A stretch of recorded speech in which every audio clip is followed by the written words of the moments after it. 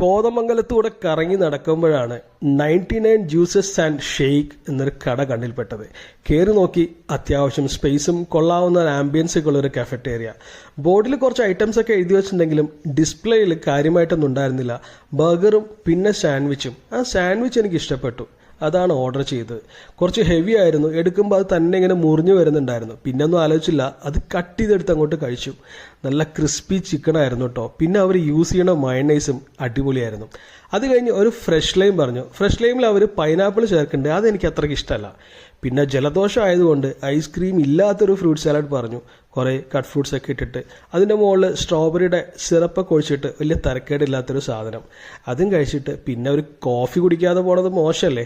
അങ്ങനെ കോഫി പറഞ്ഞു. അത് കുറച്ചുകൂടെ കടുപ്പുണ്ടായിരുന്നെങ്കിൽ ഒന്നുകൂടെ പൊളിച്ചേനെ.